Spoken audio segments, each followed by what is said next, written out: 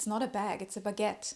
You probably remember that scene in Sex and the City when Carrie Bradshaw gets mugged in the streets of New York, and she's actually startled not only because she's being mugged, but also because the guy did not know that she was not carrying a simple bag, she carried a Fendi Baguette bag. And this simple sentence, it's a baguette, shows the hype that was created around this bag thanks to Sex and the City. But this bag also stands for something else because it illustrates a win-win situation between a brand and the show. And Fendi was actually the first brand to loan items to the show. So it kind of kick-started other brands to also discover the show and actually turn it into a fashion-related series. So I could not help but wonder how this famous bag was designed. And today I would like to look into the history of this bag and also explore more this win-win situation between Fendi and Sex and the City. I already mentioned it, there was a big hype around the Fendi Baguette bag. It was one of the bags at the time. I was a bit too young to watch Sex and the City at the time, but I did read fashion magazines and I remember this bag was everywhere. I remember flipping through InStyle and seeing all the celebrities, especially Sarah Jessica Parker, but also others, carrying this Fendi Baguette bag. Later on also the famous Fendi Croissant bag, the smaller version. And it was just all over and it felt really exciting because in the early 1990s everything was a bit more reduced and suddenly you had this bag which was small, but not as small as the micro bags that were on trend at the time. It was a bit bigger, it was a bit slouchy, you could carry it under your arm and it just looked so fun. I remember every week I discovered a different design, none was the same, so this was really, really exciting at the time. Of course, this original baguette bag was out of reach for teenagers like me, but it was just interesting to follow this development and to see something different. In the 1990s, there was a lot of minimalist fashion, reduced fashion, and suddenly you had this bag that came in with this explosion of color, I would say explosion of artistry. It was so different, it was really fun, and this was exactly what Silvia Venturini Fendi wanted to create with that bag. And you may already assume it, the name comes from the way the French carry home their baguettes from the bakery, and it is actually kind of like a funny joke, and Silvia Venturini Fendi said she learned that from Karl Lagerfeld, who was working also at Fendi at the time, and she said that Lagerfeld always had this kind of idea that you could joke with names for accessories or designs, so that's why she decided to name this bag Baguette Bag. And as I said, minimalism was a big thing at the time, and one of the most popular bags was actually the Prada nylon bag. I also did another video about this bag if you want to learn more about this. And here comes this Fendi bag, which is the complete opposite of this bag. It's very often embellished, it's colorful, it comes in so many different designs. The shape of the bag was actually quite simple, and I think this allowed this embellishment and also these different colors and styles. And so that you were able to carry it under your arm, you had this very short strap. So you could walk with your hands free. You could also put your hands in your pockets. So you can actually walk like a man. This was one of the major sources of inspiration for Silvia Venturini Fendi.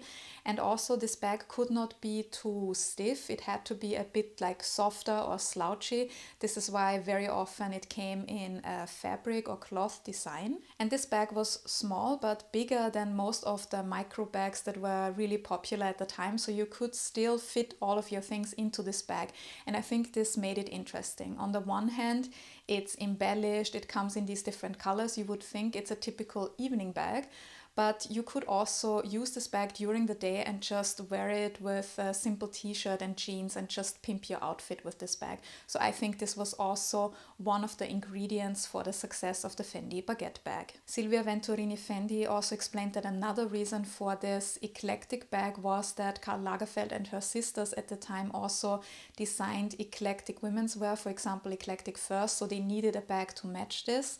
And she also said that this bag was individual for the reason that at first sight the baguette looks the same. You have this signature shape, but every single bag kind of looks different. And I think this is another ingredient for the success, because they kind of created not only a hype, but also maybe the wish to collect these bags, because you might have one Fendi bag already, but then there's a different style, a different design of this bag. It's like collecting art.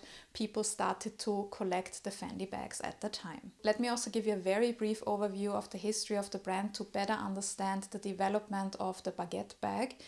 It's actually quite interesting because I would say today most people associate the bags with Fendi, the baguette bag and the peekaboo. But actually Fendi started out in fur, and this is actually also something that they still do. In 1925, Adele and Edoardo Fendi opened a fur and leather store in the Via del Plebiscito in Rome, and this was followed by another boutique in Via Piave in 1932. In 1946, their 5 daughters joined the business: Paola, Franca, Anna, Carla and Alda. I'm very happy that I remembered 5 names. I'm usually not that good with names, but I managed to remember all the 5 names of these sisters. And the sisters really moved the business forward. In 1965, they made the decision to hire Karl Lagerfeld. And this is also very interesting about this brand. Most people, when you ask them about Karl Lagerfeld, they probably think about this public persona, but then they think of Chanel. Not many people think of Fendi, and he actually worked there for 54 years. So it's a very long career spanning over 5 decades, but it's very often forgotten. And he started out as the artistic director for Fur, but then he also took over the artistic director role for the women's ready-to-wear, which launched in 1977. And he was also behind their iconic Fendi logo. In 1966, he made this sketch of this kind of like interlocking upside down Fs. And of course, this stands for Fendi, but I also found sources that said it also stood for fun fur. So we have this strong heritage in fur, and soon the company expanded. First of all, into other fields. So they did a commercial line of furs. They also moved into accessories, cosmetics, and they also moved overseas to America and Japan. And by the mid-1990s, 90% of their revenue was actually fashion related, of which 50% was the leather goods, the fashion leather goods. So this is quite interesting. At the time, fur made up 20%, so it still was there, but you can already see how these other product lines slowly became more and more important. In 1994, things happened within the Fendi business because Paola handed over the presidency to her younger sister Carla. And in the same year, Silvia Venturini Fendi, one of the granddaughters of the founders, joined the business. And she initially joined to become artistic director of the accessories, but soon kind of co-designed the women's ready-to-wear collections together with Karl Lagerfeld. And for us in this video, she's one of the most important protagonists because she was the one who designed the famous Fendi Baguette Bag in 1997. Venturini Fendi was also behind the famous Peekaboo bag, which launched in 2009. And before I dive into the details of this hype around the Fendi Baguette Bag, I would like to mention that Fendi was family owned until 1999. Then Prada and LVMH together acquired 51% of the company. And in the early 2000s, the company came under financial difficulties, and this was when LVMH bought out Prada. Since then, LVMH has been the majority owner of the company, and recently Fendi has been in the news because their artistic director for couture and women's wear, Kim Jones, left the company in October 2024. Now let's come to our pièce de résistance. How did the Fendi Baguette Bag end up in Sex and the City? It is hard to imagine, but when Sex and the City started out, the costume designer Patricia Field actually had to work with a very small budget. It's very similar to what I said about Clueless, the movie. She had to be very creative. She worked with a lot of vintage, so it's hard to imagine today. We think about Sex and the City and all the brands that were represented, and the fashion was there, but actually fashion was a side topic in the beginning. And it is hard to imagine today, but Sex and the City did not start out as a fashion-related show, and I think the first reason was a practical one because of this budget, that they could not afford a lot of fashion and the big brands. And the second reason was that I think it was just a side topic in the beginning. Of course, these 4 women were interested in fashion and you see them go shopping, but it only starts slowly when they start name dropping certain brands. And then this win-win relationship could happen between the show and Fendi because on the one hand we have this show, they just started, they are gaining in popularity, and on the other hand you have Fendi at the time. Yes, they were an established brand, but they were far from the brand recognition they have today. So it was kind of a gamble that Silvia Venturini Fendi took because, as I said before, there were not many brands who wanted to do that. Fendi was the very first brand to actually loan items. And Silvia Venturini Fendi actually said in interviews that she personally liked the show. She read about these 4 women and thought this is the perfect match for her bag. I also came across some rumors or claims which I could not confirm because some articles say that because Fendi was relatively small at the time, once the hype started around the bag, they actually could not keep up with the production, or they struggled to keep up with the production. I don't know whether this is true. If you know more about this, please let me know in the comments below. So Silvia Venturini Fendi discovers the show and decides to give them a loan. And she actually said in interviews that until today, Patricia Field, the costume designer, is still very grateful for this collaboration, because after Fendi, a lot of other brands started to join. You always need one who takes the risks and then the others come along. And if you pay close attention, you can actually see that development, because first you see the Fendi bag or multiple Fendi bags, and then in one episode later, Carrie has a Dior saddlebag.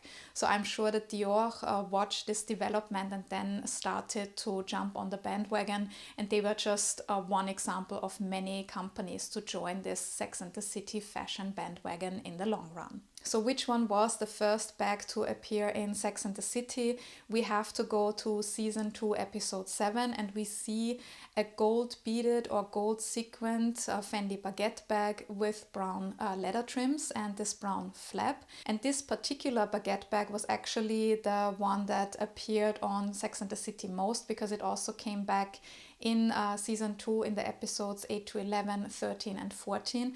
And in total, Carrie Bradshaw would own 19 baguette bags over the course of the whole show. When you watch season 2, episodes 17 and 18, you will discover an orange model with embroidered flowers on it. It was actually from the fall-winter collection, from the ready-to-wear collection. And also in episode 17, we see another baguette bag in brown with a blue detail and also a snakeskin detail on the flap. And in episodes 9 and 14, you can see one of my favorite baguette bags of Carrie Bradshaw. It is a linen interpretation with red flowers, I think embroidered on it. It has this 3-dimensional effect. It may be roses. It also has a red snakeskin detail on the flap. I could have done without the snakeskin, to be honest. And you can see this popularity for the exotic skins. So this is nothing that I would like to support, but it was in the show as well. And you probably noticed the baguette bag in episode 13 because it was this bright green model with the contrasting flowers. And I think this illustrates this trend of the baguette bag so well, because it was very different from the minimalist trend. This bag stands out. You cannot overlook it. It's kind of fun. It might not be everybody's cup of tea, but it is something different. And then we have to notice another Fendi related thing in the same episode. It's actually a really funny scene because the 4 women walk to a club, I think, and then they talk about the disappointing relationships with men. And then Samantha says you can't swing a Fendi purse without knocking over 5 losers. It's a really funny scene, and she does exactly that. She makes the statement and then she swings her Fendi purse on her shoulder.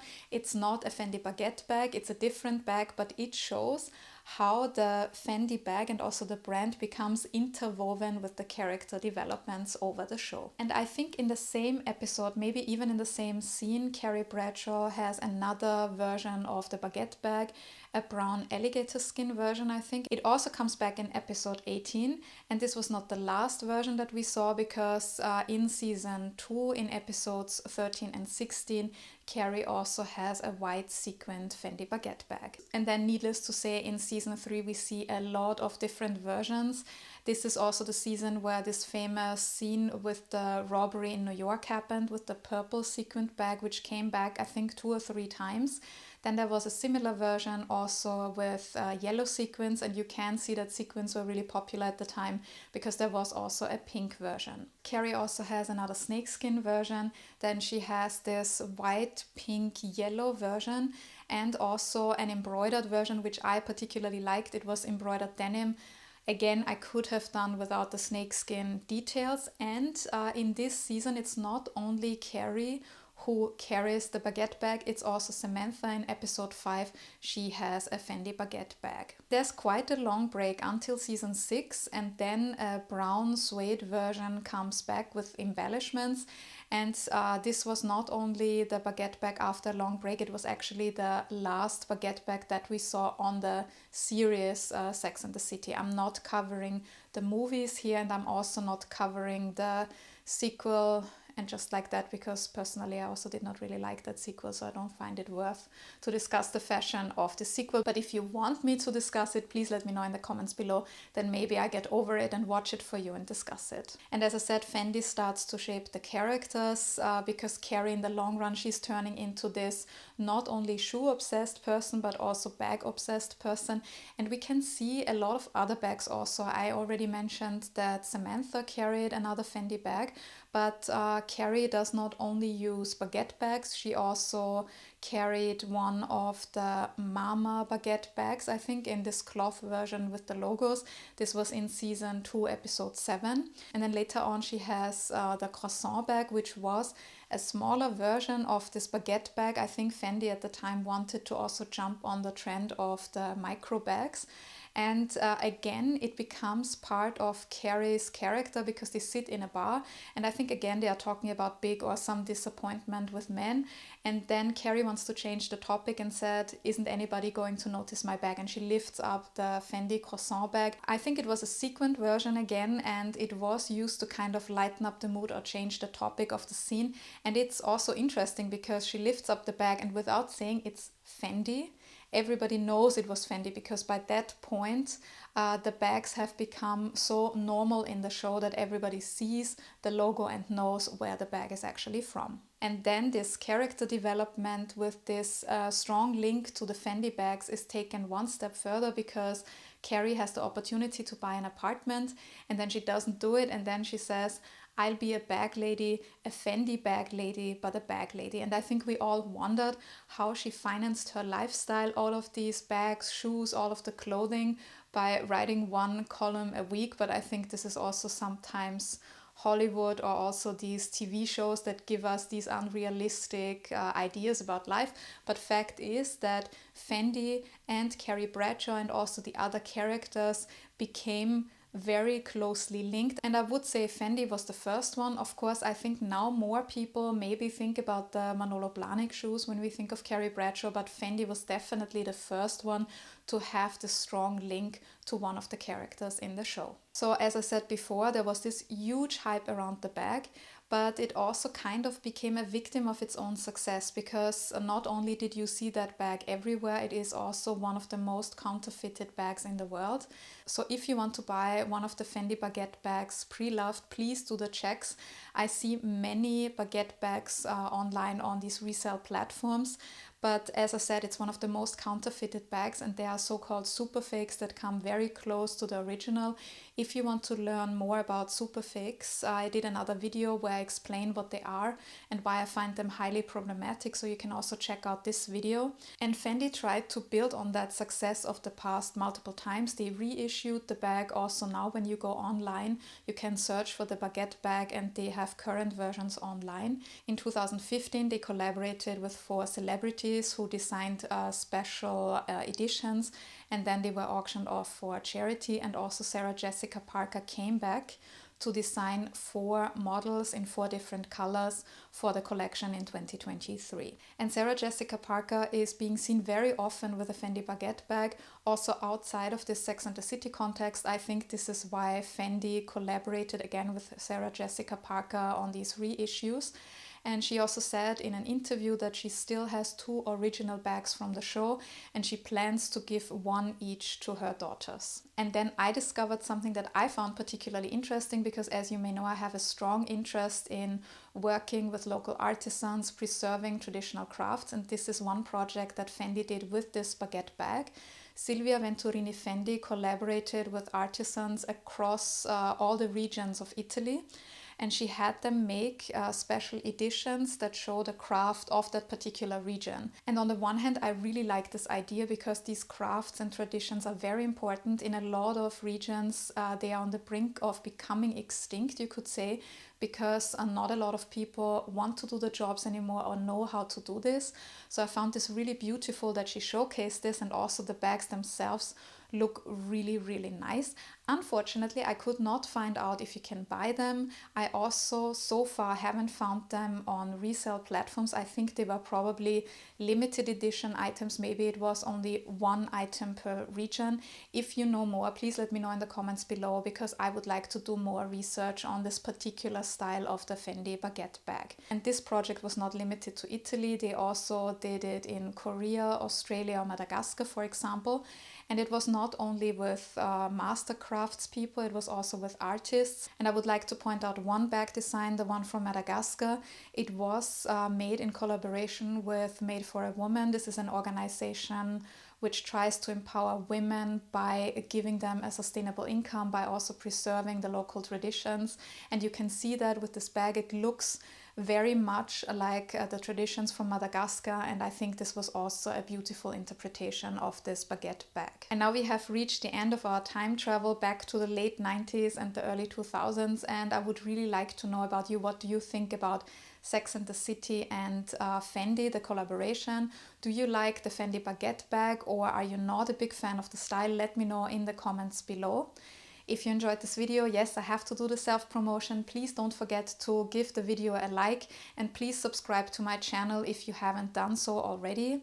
If you want to read more about fashion, you can also head over to thepinklookbook.com, and you can also check out my fashion label Pelagona. And if you found this icon of the late 90s and early 2000s interesting, I also have another video about another collaboration from that time. It was the Louis Vuitton collaboration with Japanese artist Takashi Murakami. So you can also check this one out.